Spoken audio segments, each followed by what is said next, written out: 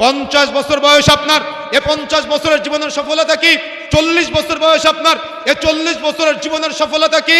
মাহফিলকে মূল্যায়ন করলেন না, তালিমি বৈঠককে মূল্যায়ন করলেন না, জুমার খুতবাকে মূল্যায়ন করলেন না, উঠাউঠি করলেন, হাঁটাহাঁটি করলেন, এখনো তো সুবহান রাব্বিল আযীম শব্দের অর্থ জানেন না, সুবহান রাব্বিল আলা শব্দের অর্থ জানেন না, তো আপনার জীবনের সফলতা কি? এখন যদি মৃত্যু হয়, আপনি কি নামাজের মাধ্যমে জান্নাতে যেতে পারবেন?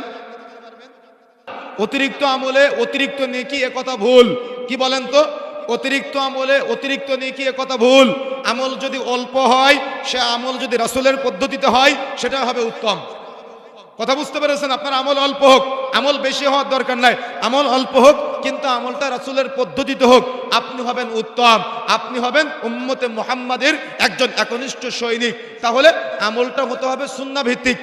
অধিক দল কি করলো, অধিক মত কি করলো, সেটা দেখার বিষয় নয়। এর মধ্যে প্রথম নম্বর যেটা সমাজে প্রচলিত বিদআত সমূহের 1 নম্বর বিদআত যেটা আছে, সালাতের সময় মানুষ পড়ে নাওয়াইতুয়ান শিরোনামে নামাজের অনেক নিয়ত প্রচলিত আছে, আছে কি নাই? এমনকি রমজান মাসে মাইকে মাইকে প্রচার হয় ফজরের সময়, নাওয়াইতুয়ান আসুম্মা গাদান মিন শাহরি রমাদানাল মুবারাকে ফরদাল্লাকা ইয়া আল্লাহ ফাতাকাব্বাল মিন্নি ইন্নাকা আনতাস সামিউল আলিম, বলা হয় কিনা? অবশ্যই আমাদের সমাজে বিভিন্ন মসজিদগুলোতে বলা হয়, এবং এটাকে তারা রমজানের রোজার নেকি হিসেবে বিবেচনা করে, নিয়ত হিসেবে বিবেচনা করে। এমনকি ফরজ সালাতের এক নিয়ত, সুন্নাত সালাতের এক নিয়ত, ভিতরের সালাতের এক নিয়ত, তারাবির সালাতের এক নিয়ত, জানাজাত সালাতের এক নিয়ত, ইস্তেসকা সালাতের এক নিয়ত, ইস্তেখারা সালাতের এক নিয়ত, কি আছে কিনা? সমাজে প্রচলিত বহু নিয়ত আছে। যতগুলো নিয়ত আছে আমাদের কাছে খবর আছে, অনেক মুরব্বী এই নিয়ত মুখস্থ করার ভয়ে নামাজই পড়ে না। কি আছে না?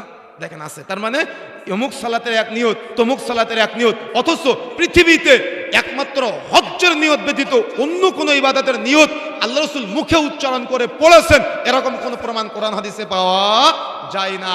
তার মানে শুধুমাত্র হজ্জের নিয়ত আপনি মুখে উচ্চারণ করে পড়তে পারেন, আর পৃথিবীতে যত ইবাদত আছে সব ইবাদতের নিয়ত অন্তরের সাথে সম্পৃক্ত। নিয়ত করতে হয়, নিয়ত পড়তে হয় না, নিয়ত করতে হয়, নিয়ত পড়তে হয় না। অনেক মাদ্রাসাগুলোতে ছোট ছোট বাচ্চাদেরকে পিটিয়ে পিটিয়ে নিয়ত মুখস্থ করানো হয়, অনেক মুরব্বীদেরকে কোরআন মুখস্থ করার চাইতে নিয়ত মুখস্থ করানোকে বেশি তাগিদ দেয়। অথচ এ সমাজের মানুষ এখনো সালাতে রুকুতে গিয়ে কি পড়ে জানে না, সাজদায় গিয়ে কি পড়ে জানে না, কিন্তু তারা নিয়ত মুখস্থ করার জন্য আলাদা ছোটি বই কেনে। কি আছে কি নাই? অবশ্যই আছে। প্রমাণ দেবেন?